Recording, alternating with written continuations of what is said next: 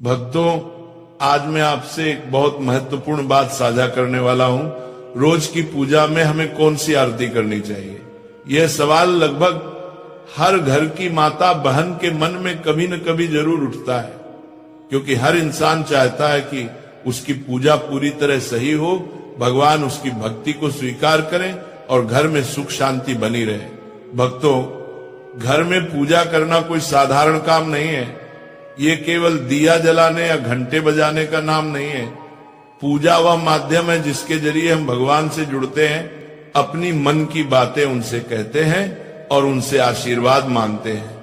इसी कारण ये जानना बहुत जरूरी है कि रोज की पूजा में कौन सी आरती करनी चाहिए, कौन सा नियम अपनाना चाहिए और कौन सी छोटी छोटी गलतियां हमें नहीं करनी चाहिए। आजकल की भागदौड़ भरी जिंदगी में हमारी माता बहनें ही सबसे ज्यादा नियमित पूजा करती हैं। सुबह उठकर घर का काम, बच्चों की देखभाल, खाना पीना, इन सब कामों के बीच भी वे पूजा अर्चना के लिए समय निकालती हैं। ऐसी श्रद्धा और प्रेम को भगवान जरूर स्वीकार करते हैं। पर भक्तों, कई बार ज्ञान की कमी की वजह से पूजा में कुछ छोटी सी गलतियां हो जाती हैं जिनका हमें पता भी नहीं चलता। आज की ये पूरी बात उसी के लिए है ताकि हर माता बहन बिना किसी संदेह के पूरी श्रद्धा से सही तरीके से पूजा कर सके। तो भक्तों, आज हम बहुत सरल तरीके से समझेंगे रोज कौन सी आरती करनी चाहिए, आरती कब करनी चाहिए, पूजा की शुरुआत कैसे होनी चाहिए, कौन से नियम जरूरी हैं और कौन सी आरती रोज करने से घर में बरकत बढ़ती है। भक्तों, हर घर में पूजा का स्थान बहुत पवित्र होता है। ये घर का वो कोना है जहां भगवान रोज बैठकर आपकी प्रार्थनाएं सुनते हैं। जिन घरों में सुबह शाम भगवान के सामने धूप दीप जलता है, आरती होती है, वहां के आधे से ज्यादा कष्ट और बाधाएं वैसे ही दूर होने लगती है, क्योंकि जहां रोज भगवान का स्मरण होता है वहां नकारात्मकता टिक ही नहीं सकती। इसीलिए पहला और सबसे जरूरी नियम है, पूजा जितनी जल्दी हो सके सुबह के समय कर लेनी चाहिए। सुबह का समय सबसे पवित्र माना जाता है, वातावरण शांत रहता है और मन भी स्थिर होता है। इस समय की गई पूजा का फल कई गुना बढ़ जाता है। इसीलिए जितना जल्दी संभव हो भगवान को स्नान कराएं, स्वच्छ वस्त्र पहनाएं और उनके सामने धूप दीप जलाएं। भक्तों, अधिकतर घरों में माता बहनें ही नित्य पूजन करती हैं। वे सबसे पहले उठती हैं, घर को साफ करती हैं और फिर पूजा में बैठती हैं। ये बहुत बड़ा पुण्य है। भगवान ऐसे घरों पर अपनी विशेष कृपा बरसाते हैं जहां महिलाएं स्वयं प्रेम से पूजा करती हैं। पर यह भी जरूरी है कि पूजा के सही क्रम और सही आरती का ज्ञान हो ताकि पूजा पूर्ण मानी जाए।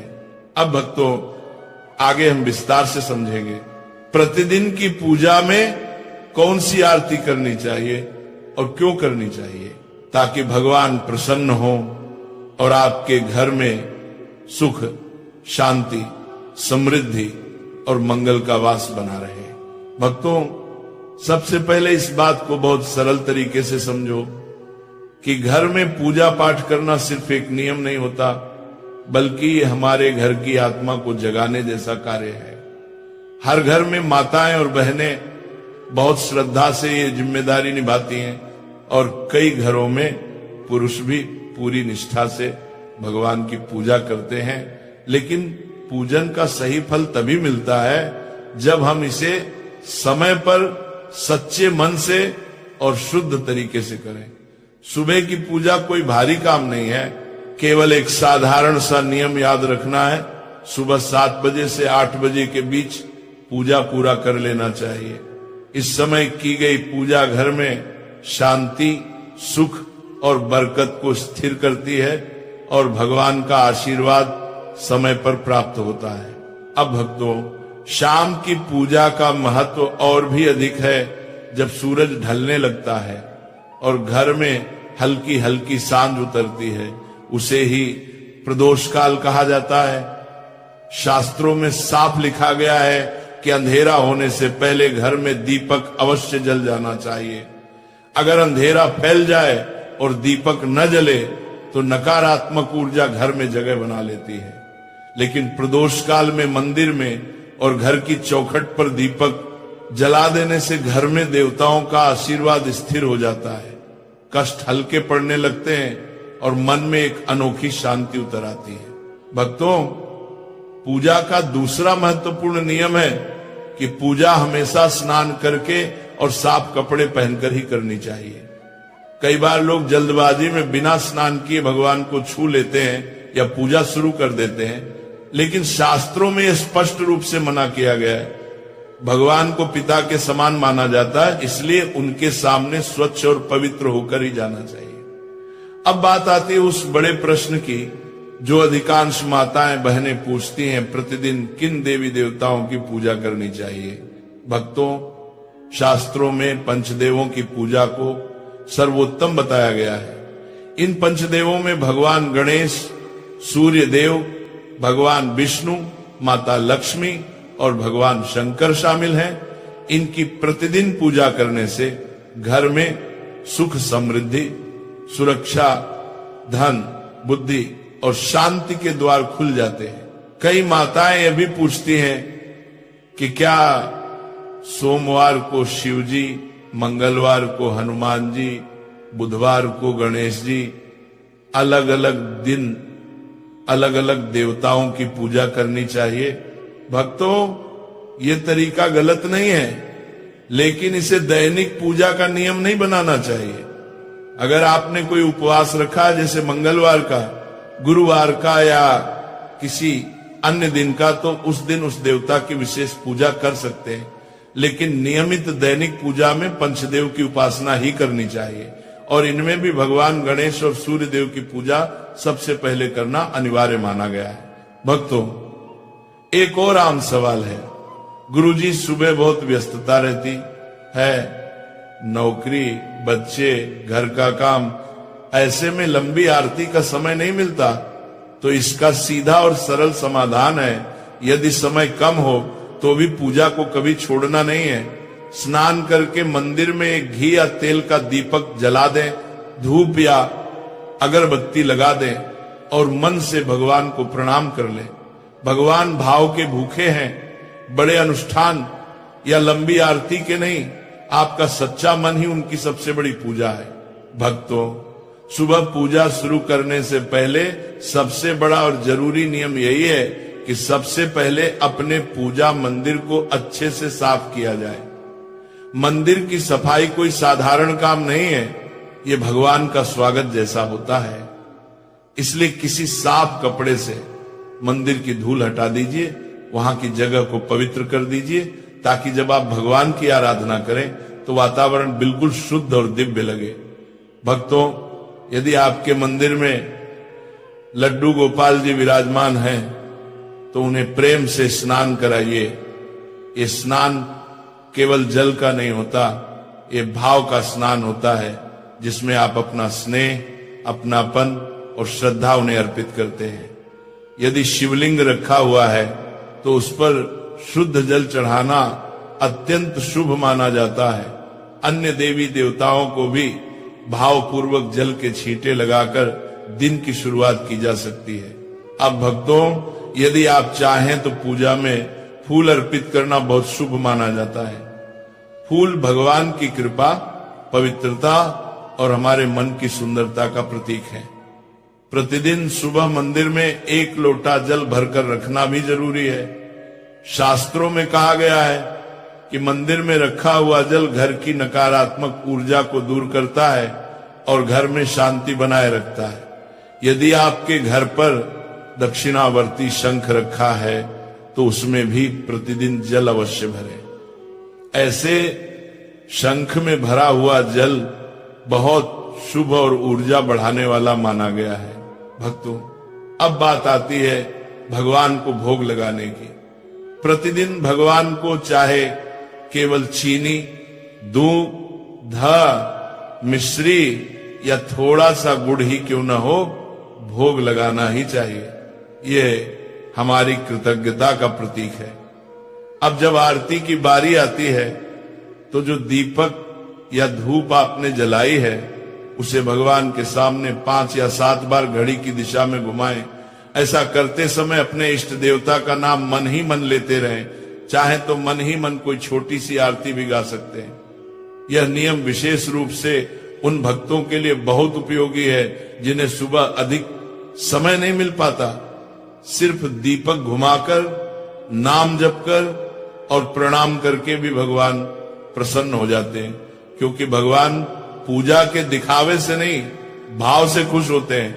अब भक्तों, जिन घरों में शालिग्राम जी, लड्डू गोपाल जी या भगवान विष्णु की मूर्ति स्थापित है, उनके लिए एक खास नियम है कि प्रतिदिन भगवान को तुलसी दल अवश्य अर्पित करें। तुलसी माता भगवान विष्णु की प्रिय है और शास्त्रों में कहा गया है कि तुलसी के बिना भगवान का भोग अधूरा होता है। यदि संभव हो तो प्रतिदिन लौंग कपूर की आरती भी करें। आप चाहें तो दीपक में रुई की बाती रखकर उस पर लौंग और कपूर डालकर भी आरती कर सकते हैं। इससे वातावरण शुद्ध होता है और घर की नकारात्मक ऊर्जा तुरंत दूर हो जाती है। अब भक्तों, उनके लिए एक अलग नियम है। जिनके पास पर्याप्त समय है और जो पूरी विधि से पूजा करना चाहते हैं, ऐसे भक्तों को सबसे पहले ध्यान रखना चाहिए कि दीपक कभी खाली न रहे। दीपक में हल्दी, अक्षत, तिल या किसी पुष्प की पंखुड़ी डाल सकते हैं। इससे दीपक पवित्र और शक्तिशाली हो जाता है। ऐसा दीपक घर में बरकत लाता है और भगवान की कृपा स्थिर करता है। भक्तों, अब समझिए आरती करने का सही और सरल तरीका, क्योंकि पूजा का असली फल तभी मिलता है जब हम उसे प्रेम, नियम और सही विधि से करें। जब भी आरती शुरू करें, सबसे पहले गणेश जी की आरती करें। गणेश जी विघ्नहर्ता हैं। नु मानिया मानिया मानिया मानिया मानिया मानिया मानिया मानिया मानिया मानिया। और किसी भी पूजा का शुभारंभ उनके भी ना अधूरा माना जाता है। उसके बाद आप ए जय जगदीश हरे या कोई भी सार्वभौमिक आरती कर सकते हैं। लेकिन भक्तों, अगर आपके इष्ट देवता शिव जी हैं, कृष्ण हैं, दुर्गा माता हैं या कोई और देवी देवता, तो पहले या बाद में उनकी आरती अवश्य करें। ध्यान रखने वाली एक महत्वपूर्ण बात यह है कि पूजा के नियम ऐसे बनाएं जिन्हें आप रोज निभा सकें। ऐसा ना हो कि 1-2 दिन नियम निभाएं और फिर व्यस्तता के कारण कई दिन पूजा रुक जाए। भगवान नियम से प्रसन्न होते हैं, दिखावे से नहीं। इसलिए भक्तों, रोजाना सिर्फ 1 या 2 आरती का नियम रखिए जिसे निभाना आसान हो। अब भक्तों, कई बार ऐसा होता है कि सुबह बहुत जल्दी होती है या ऑफिस काम के कारण समय नहीं मिलता। ऐसे में आप अगर गणेश जी की पूरी आरती नहीं कर पा रहे हो तो चिंता मत कीजिए।